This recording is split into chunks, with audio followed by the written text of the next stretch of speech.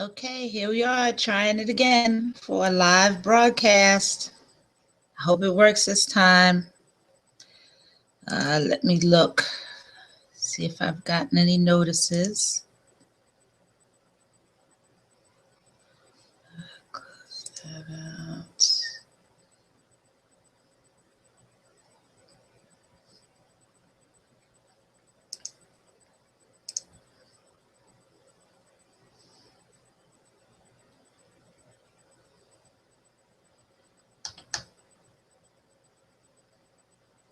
Hope someone shows up.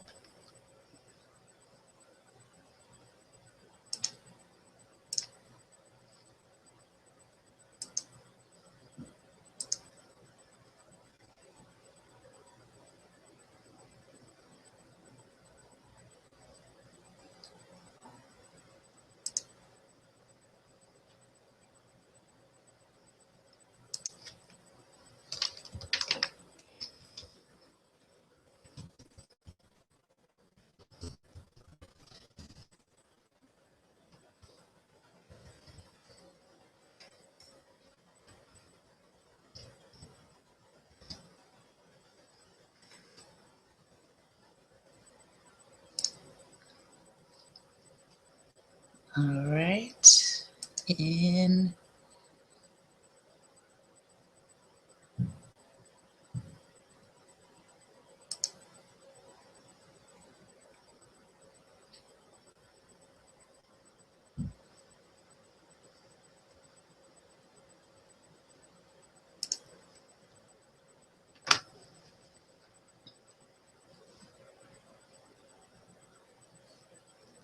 just sitting here waiting,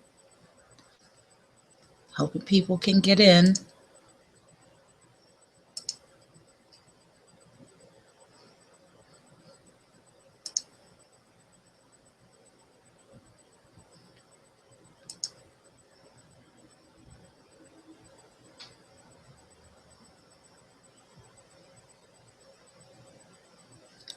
Maybe I should, let's see, I should share it. Oh, let's see. All right. Send baby K an invitation. All right. Baby K 47. Okay. And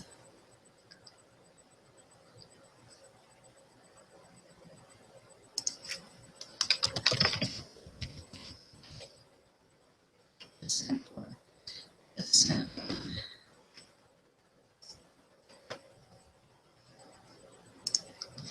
And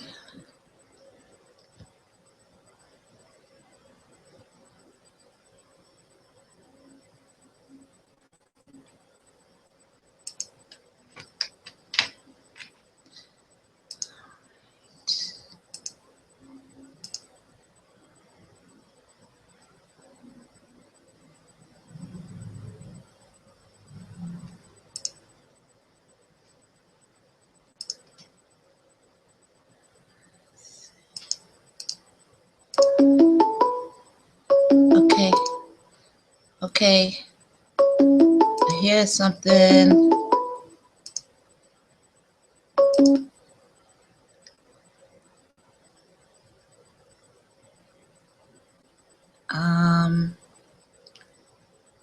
Another call would take me. No,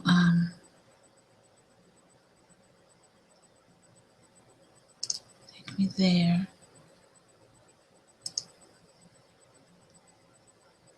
Okay. Hello? Man, how do we get people on these calls? Sandra, okay. Invite. Okay. Oh, baby K is there. Hi. Hello? I can hear you this time. Oh, great. Wonderful. All right. And I just sent an invite to Sandra because Okay. caught up with her a little bit later in the afternoon, we had a chat. It was me, Emmy, and Amber, and we were on there for like an hour and a half. Emmy said it was like 2 hours, earlier this afternoon, and I was like, oh, we gotta try and come back later, because I was telling them, how late it was for you, and I was like, oh, that's not fair. We gotta try and come back later on tonight, Thank you. So she could get in, or get in on the chat. But yeah, we had a lot of fun. Okay, all right, let me see if I can grab her. Well, what I noticed was, like, when I went to the invitation on the website, it wouldn't let me get in. But when I went to the invitation through my notifications, then I got in. So I think there's just something wrong with Google. Oh, okay. So let me tell her she needs to go to the invitation on that I sent you. The one that I just sent you? Yeah, the one that you just sent me. But if you go to, like, if you click on the link and it sends you to the website, like what I've got is Lainey Love invited you to a group conversation, and it says sign in and take a look. When I click on that, it just starts loading it, but nothing happens.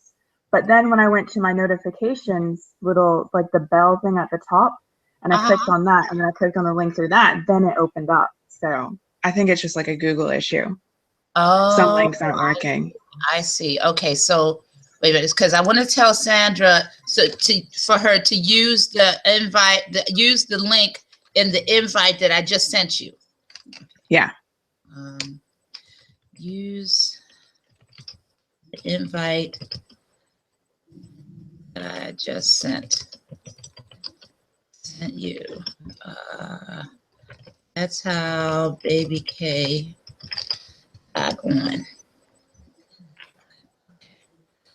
All right, let's see if that works. Now, I think maybe I should send another one out again, just to be on the safe side. Okay. Because if I answer the calls from other people, it'll kick me out of this one, out of this chat. Yeah, I think they're two different, like, even though they're both called Google Hangouts, I think they're two completely different systems. This is like Google Hangouts on air, and then like calls are something else. So right. And I think that's the one that we used earlier today, just the Hangouts, and we just happened to pick up people as opposed to the broadcast one. Right. But so did you have a chance to, I guess, come up with some questions? See, and I'm hoping that everybody gets through, because I did, there were some questions that we had answered, but as far as I know, I don't think it's like on the YouTube. And we were, okay, wait a minute. Oh, Sandra is here. Oh, hi, Sandra. See, it works, baby. It works. It works. Hi. It works. And she's not up on mine. I can't see her at all. You can't see her? No, wait a minute. No, I can see her.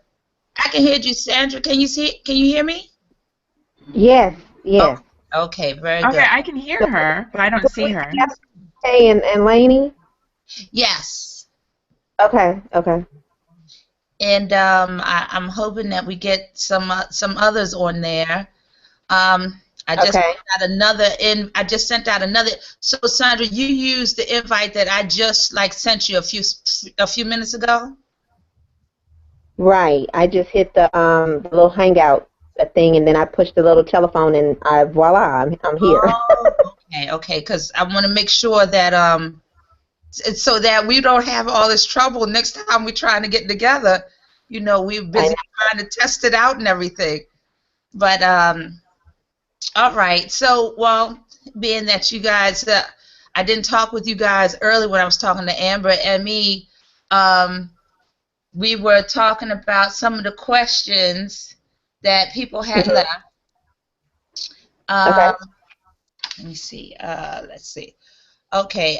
One of the questions was from, well, she said that she didn't send it, but she said, or this person asked, do you think that Michonne is going to be demoted from Rick's right-hand man once Morgan shows up?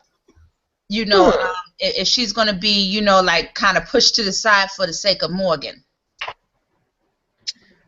Oh, well, I don't think Morgan's going to be think so. around that long. Really? Yeah, a lot of people have been saying that as well. I'm sorry, they're saying what? I didn't get that.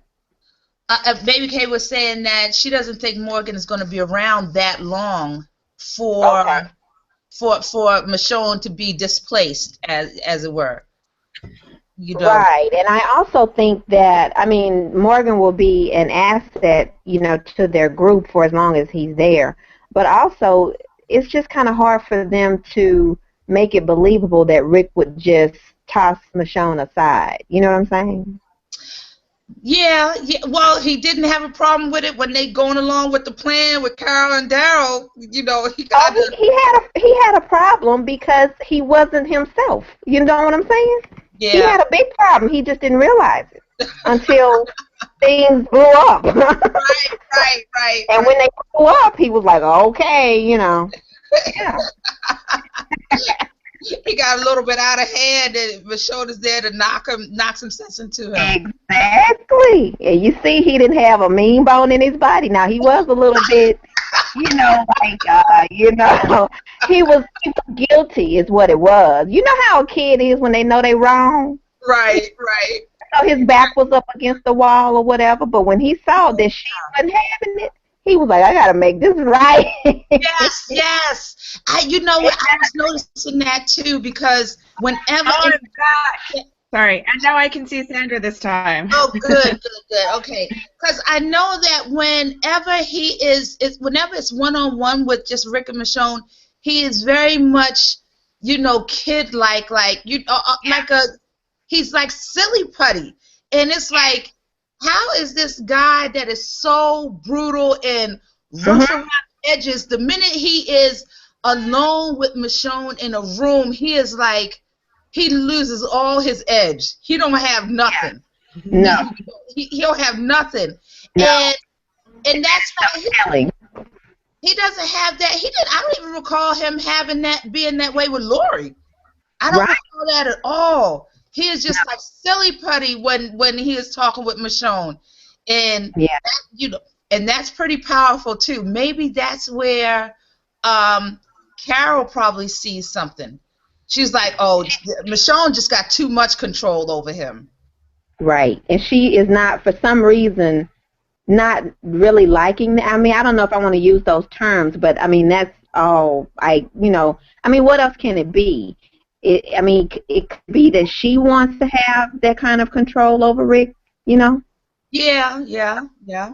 What is it and why? I mean, she saw it. She saw that she was going to have to pull him away from Michonne. I gotta go pee. Thank you so much for that. There's this, hey, I just roll with it. I roll with it. Right, it was me. It was last Sunday and having to cut my daughter apple up, and it was late at night. It's fine. That's what. Look, that makes it all the more better. It makes it all the more real. That's what it does.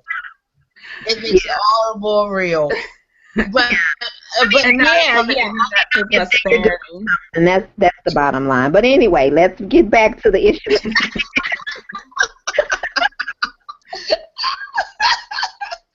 But yes, I totally believe. I was saying earlier that I think that remember, I think I said it last Sunday that Carol, something is going to come out on Carol. I don't think that there's some of the stories that she was telling when talking with Sam, about him being locked in the closet and stuff. We didn't see that conversation. I'm thinking that is something that she pulled out of her past. And she just threw it in there because for her character now, it seems like she's willing to do whatever it takes to get her agenda across. And if that requires lying about the story, that's okay with her. Right, but my question too is, what is her true motivation? I mean, in a sense, we kind of see, what Rick sees, because he can see that these people aren't equipped to deal with what's going on outside the walls. So we kind of see him being, looking around and saying, okay, I've got to teach them or I've got to take it over. So you can kind of see where he's going with it and kind of understand why he's doing the things that he's doing. But Carol has me, like, my mind is turning with her. I don't know where she's coming from with this. I mean, is she really on the same page with Rick? Because it doesn't seem like she is. Is that making sense? Yeah, it does. It does. She just, like I said, when she was talking to Pete, it felt as though she wasn't talking to Pete. She was talking to Ed. Right. This was her conversation that she would have if Ed was still alive. And I'm pretty sure that precipitated all the events that happened afterwards. And I'm hoping that they'll make sure to elaborate on it in season 6, because her actions just set off a whole lot of things that ended up playing out. And for some reason or another, I'm thinking that Rick, after the knock on the head and him realizing that asking Carol, why you want to lie, I don't feel like lying. She's like, you have to lie, and I'm thinking that her conversation with him takes him back to why he banished her in the first place. Right. For this kind interesting. of thing. He it brings it back to that. So I don't know. And the thing about it is that as much as I love Carol, I'm almost getting tired of Carol because she's having the best story. It's like, can we take a little bit of pieces of her story and apply them to the other women in the group? Because her story has been so compelling. It's like you want to be like, I'm tired of Carol. I said, but Carol is the most complex character. I mean, she is, but at the same time, I like her development, but her development is going in a place that, I don't like Carol very much right now. I mean, I'm on the fence with her. Right. I like her, but I don't like her, Yeah. And to me, being, a fan of the show, I want to, I mean, I guess there's going to be something about everybody that you don't necessarily like. Right. But she, to me, it's okay if you're going to act a certain way with outsiders. But the way she's acting with Team Family, that's a no in my book, because she's lying to them. She's treating them like outsiders, if you ask me. Yes. Yeah. I don't think she's playing them too. She playing them. Exactly. Yeah. Oh, we got a question. Okay. It's from N1 Solutions, and this person says, what about before Terminus? What did she do with the little girls? She's just playing sneaky. Oh, comment. Was Carol being sneaky with the little girls? Is that what she's saying? I guess that's what you're saying. Being sneaky? No. What do you mean before Terminus? Yeah. I'm guessing she's talking about having to kill Lizzie is sneaking, maybe. And what she didn't say? I disagree with that as well. Yeah. Because that was really a decision that was basically taken out of Carol's hands. She had no choice when it came to the girls, because there was no helping Lizzie. It was just such a short, because the world is so limited, it's almost like we just don't have the resources to handle something like this. Right. We're already in a situation where we can't sleep at night anyway, but now we're going to have to really not sleep, under the same roof with this little girl. And she doesn't even, and not even, the other sad part about Lizzie was that she really had no idea about the difference between the two. If you probably would feel better about it if she was of a conscious mind and she knew that she was doing this, but she really had no distinction between them and and somebody dying. She thought they were like the same. So I mean, like I said, I don't know if I would have been able to pull something like that off like Carol, but that is Carol's nature now, because when I was saying earlier is that Carol has developed so that she really almost has no feelings for nobody. You know, and maybe that's what Rick was recognizing when he banished her. You know, you did that to one of our own, and you don't have no guilty feelings about it whatsoever. You know, I mean, I guess she felt guilty, but she knew that these were things that everybody was already thinking about doing. It was just that she went ahead and did it. Exactly. And you always got to have some kind of wild card like that in your group that is willing to go ahead and I'll take the hit for everybody. Let me go ahead and do it.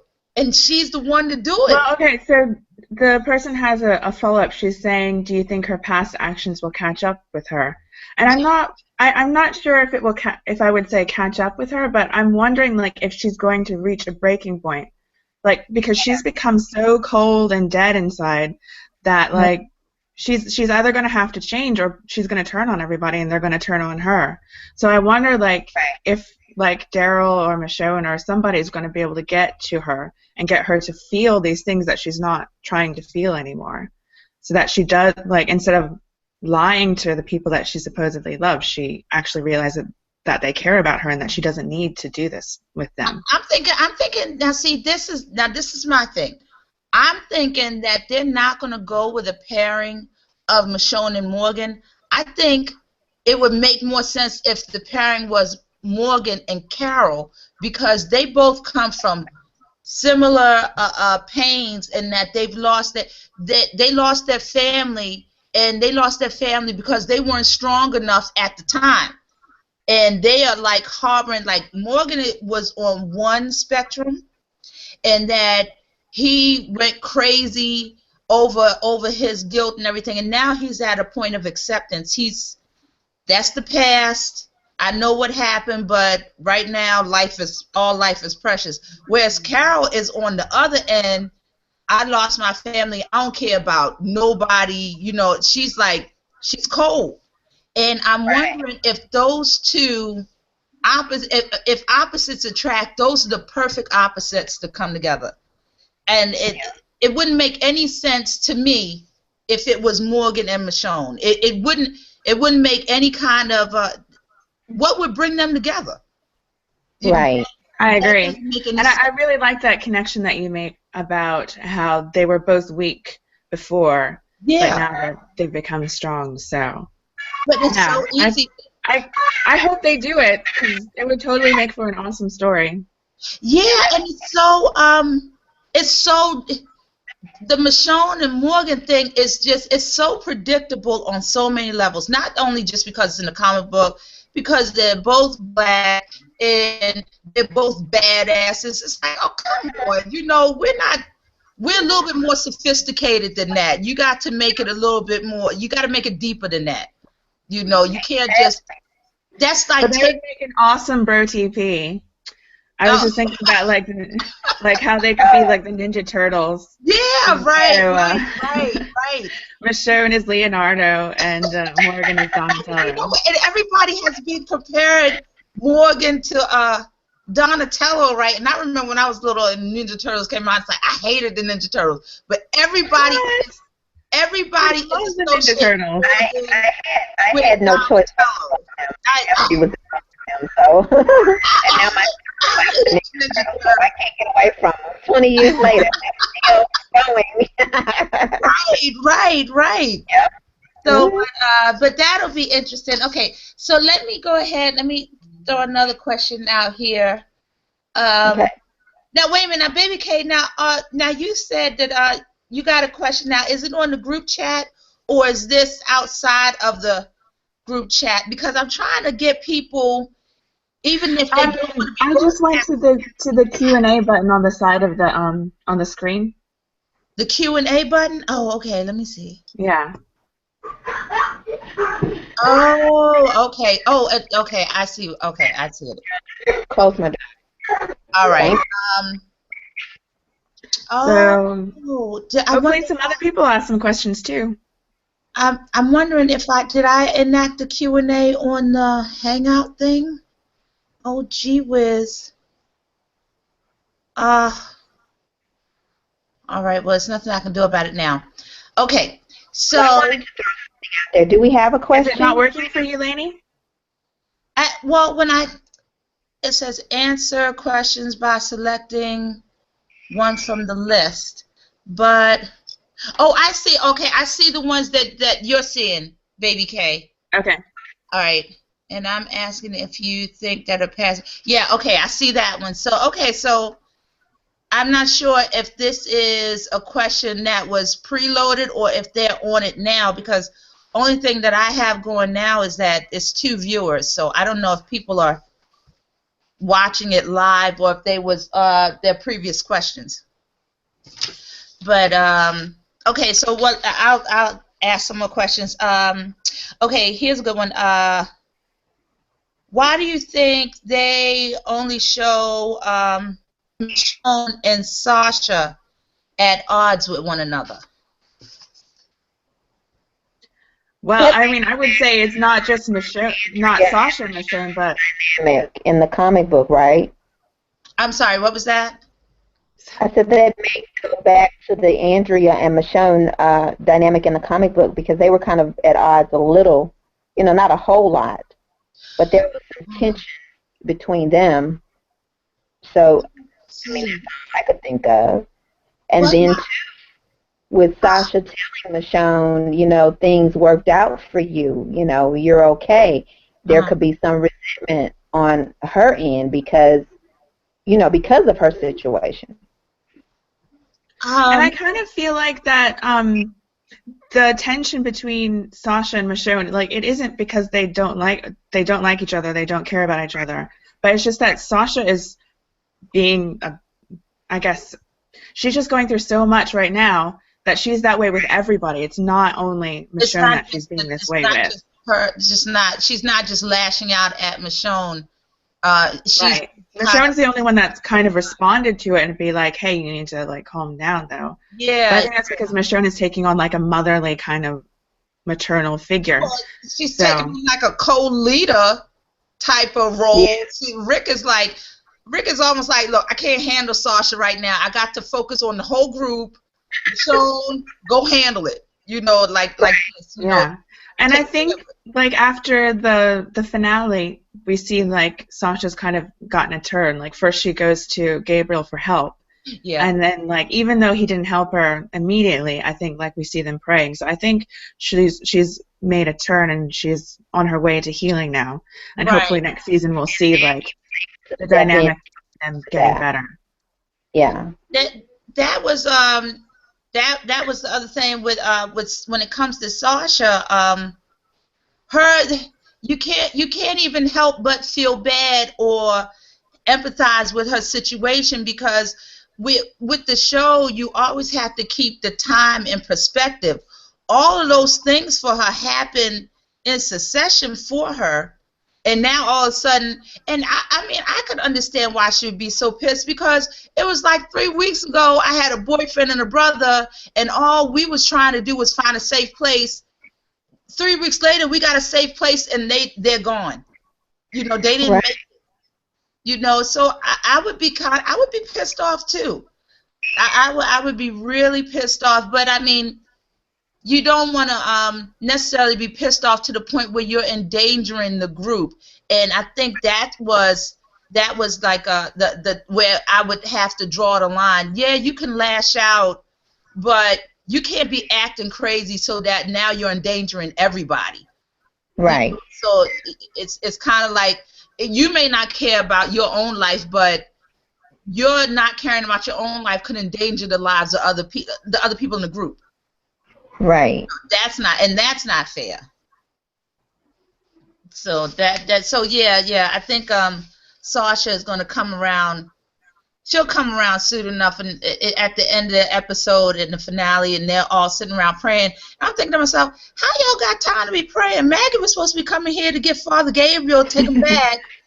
You know, they just, it's like, we got pressing issues. They want to kick Rick out. I mean, and it's like, I know they want to kick Rick out, and we're not going to let them, but they're waiting for us. We don't have no time to be praying. We got to get back to the meeting, you know, like that. But Something that they needed in that moment. In that moment, yeah. Yeah. And I guess they wanted Gabriel to sound kind of smooth when he went back. That to show that they still have faith, you know? Yeah, and that's the other thing. I mean, after what happened with Sasha, I guess it had to be something that took place right then and there, because Sasha was like, I guess if Maggie didn't show up, she may have sure enough killed Paul Gabriel.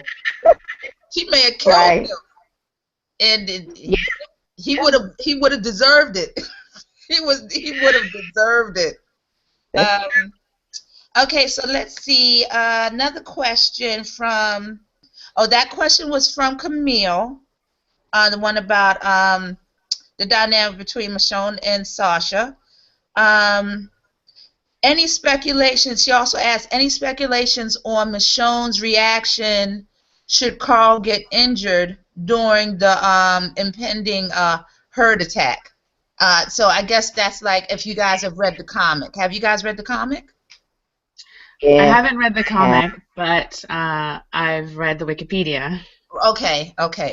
So she's asking when, if Carl. First of all, I don't think that Carl is going to get. I don't think they're going to shoot Carl in the eye. I was saying this earlier because Carl is he's way too cute. They don't mutilate their beautiful people. Carl is way too cute, and to shoot Carl. Now, see, that's the one. That was the other thing, is that some things translate well in the comic. It would not translate well in the show. Right. I'm thinking, and I'm not clinical or have any kind of medical background, but I would think a shot in the eye on the show would be a lot more detailed. He's lost a lot of blood. He needs a blood. They don't have a doctor anymore, so there's no way he would be able to survive it. There's a whole lot of things that go along with getting Carl shot in the eye, and if you're doing it like a real life situation, there's no way he could live. They don't even have extra blood to give him. I know there was a lot of blood lost getting shot in the eye. They don't have how are they going to cross-reference the blood to see if they got the right blood type? Well, I guess they could use Rick because they got the same blood type. But I don't see that. I don't see that transferring well to the show. Right. You could get away with it in the comic because the comic, you allow for missing details. Like with Rick in the comic, him missing the arm, missing a hand. You can bypass those little things with him missing a hand, like him learning how to get along without his hand. That would have to play a part in the show. You can't skip something like that. In the comic, they skipped that in the comics. They skipped him. As far as I can remember, they skipped any kind of information as to how he got along once he lost his hand.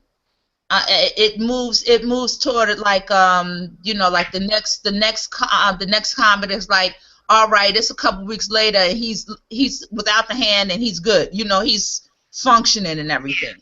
And in the TV show, you wouldn't be able to get away with something like that. You have to show him, coming to grips with he's got a missing hand. You would have to show he can't tie his shoes. It would. Yeah, there's no physical therapy, in the. Yeah, you have to show that, and even though it may be a short time that he comes to grips with missing a hand, you would still have to make some kind of visible something that we could. I don't know.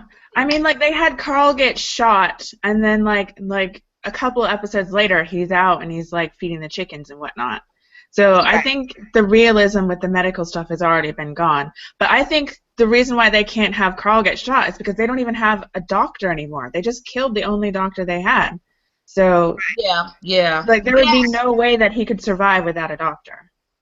Right, and the flip side of that too, though, I was thinking about that today because I'm like, well, they already shot him in season 2. Would they really shoot him again. But with these parallels that they're doing, it kind of makes me wonder if they wouldn't shoot him again, because someone pointed out about the parallels for season 2 and season 5 and the season finale, and how Lori reacted to Rick when he confessed about killing Shane. Mm-hmm. You know, the difference when he needed that support from her, how she basically just pulled away from him and shut down. And then you see with him and the situation that he's in the safe zone. And once in that situation where, you know, his leadership is in question, and he's at that place where he's not sure, you know, who's on his side, who's not, this, that, and the other. And Michonne never wavers. She's there. She says, you know, I'm still with you. And so, you know, someone pointed out that parallel. So now it makes me wonder if they wouldn't shoot Carl again, just to show the parallels again between, you know, Lori's reaction and her telling Rick, maybe it's best if Carl doesn't make it through this. Oh, I see what you're saying. But he's gonna make it. You know what? But if anything, I would say the main reason why they won't do it is probably because of the cost in pulling something like that off. Well, I don't really think about the, you know, his eye, but I'm saying just shooting him, period. It could be just shooting you know, him.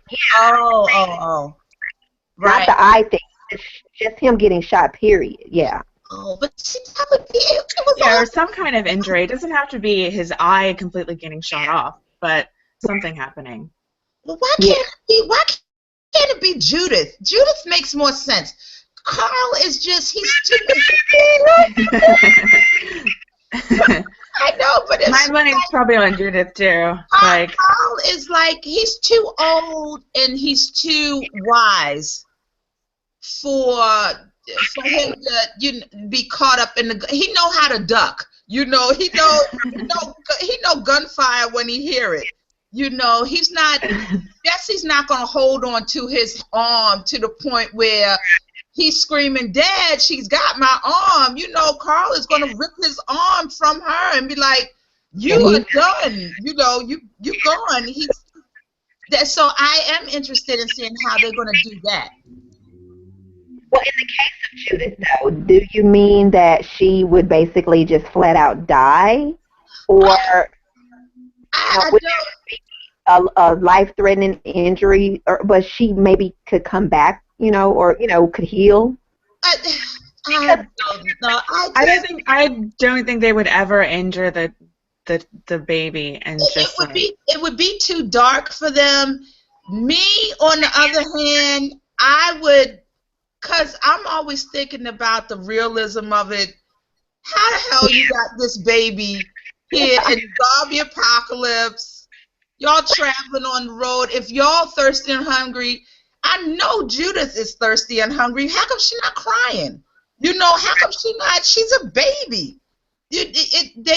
One time that she did when they were in the barn and she was hungry.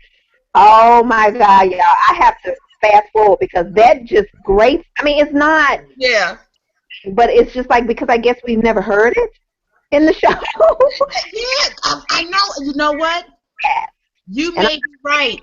Eat the baby. And then on top of the fact, Rick is getting ready to feed her broken acorns. Are you crazy? You know, just some of the stuff with the baby just seems so outlandish to me, because I'm a mother and it's like, how are you changing that baby? I know that baby cried in the middle of the night when y'all ran out of that last can of SpaghettiOs. You know, I just, it doesn't make any sense to me how that baby is still there. You know, and speaking of the baby, I mean, how do you all feel about the fact that they changed the baby again? Because now you see the first half of 5. Judith looks like she's almost a year old, but you see her in the half. She has to be. They have to, because I was saying that earlier in that Judith. All right, so okay, let me see if all right, so by the time Lori was pregnant and at the prison, Mm-hmm. the apocalypse had already been it was already in effect for a good year. All right. Okay, so then Lori dies, and then remember they do the cut to Rick the farmer 8 months later. So Judith is like 18 months, right? But 18 months. 8 No, months. she should be like about a year. She should be pushing a year.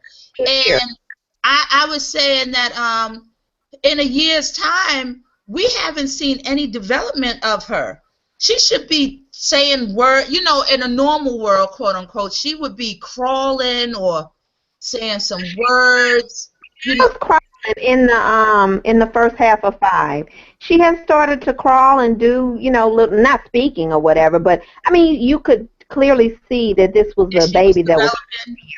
Because I'll have to watch the marathon because I didn't see a whole lot of development going on with Judith at all, and they need to. And I mean, in the second half, I think they showed her what she rolled over when they got to Alexandria. So that was like one small milestone. But they changed the baby because now you think like in the first half of 5, she looks like she's almost a year old. And I mean, you know, she's sitting up on her own. She's doing different things. I mean, she was sitting up too. Yeah. You could clearly see that she was a much smaller baby. They, you know, they backtracked with that baby and made her young. Oh, you mean when they first found her again, when Rick and Carl were reunited with Judith? You're saying what? That She was almost a year. She was. First half of 5 and look at that Judith. She looks like she's almost a year old. When we come back in 5B, she looks like she's probably 5 or 6 months old. Huh. So they made her younger in the second half. Oh. Yeah, much younger. Oh yeah, there's a big difference. And see, that goes back to this thing with you know, Rick and Supercuts or whatever. Because if they're talking about, and I maybe that's why they made the baby younger or something. I don't even know. That may play a part in it. But you know, technically Lori is supposed to be gone for almost a year now. But if we look at the baby, it's only been 6 months. So I guess in the ZA, in 6 months' time, he's ready to move on from his dead wife. Isn't it crazy? No, because in the ZA, all right. Yeah. So when we come back in season 4A, they said it's been an 8-month gap since the death of Lori. So it's like a year and a half in the zombie apocalypse, right? It's like a year and a half. Yeah. But Lori's only been dead 8 months then, right? Right. Yeah. So, well, I mean, the zombie apocalypse, life moves fast. You gotta get over shit really quick, you know. And I guess, you know, it's like you can't be dwelling on Lori, but so long you don't have time for that. And you know, and actually, the truth of the matter is that he doesn't get no. Wait a minute, hold up.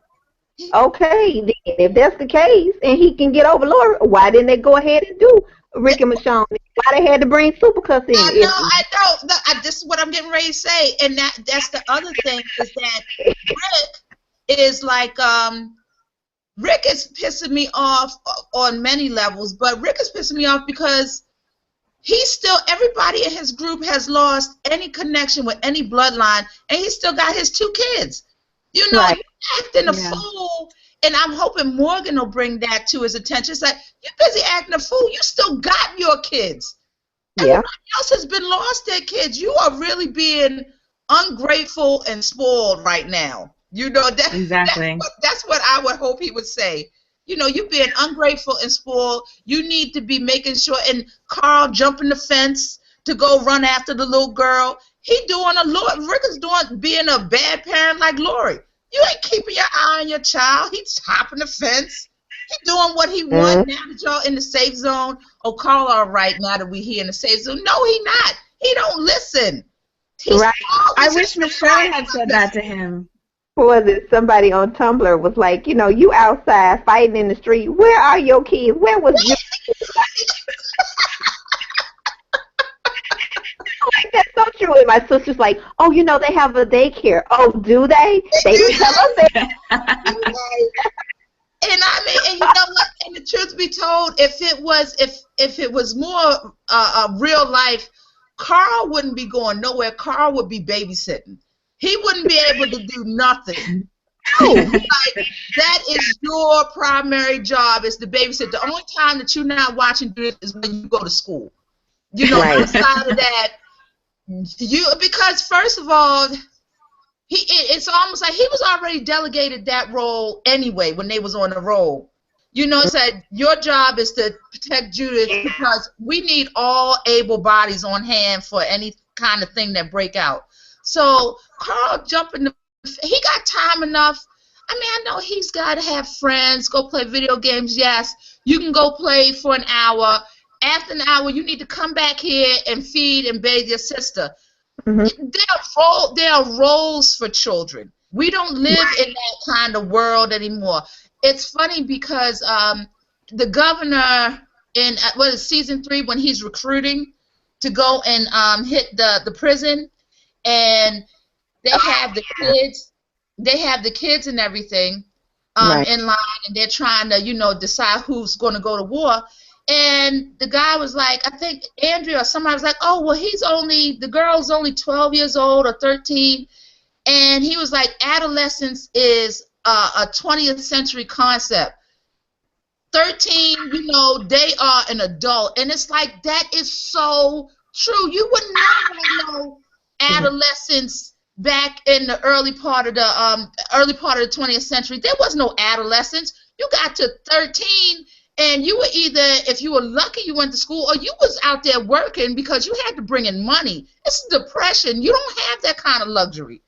Adolescence is, once you get into some kind of apocalyptic situation, a 13-year-old knows the difference between life and death.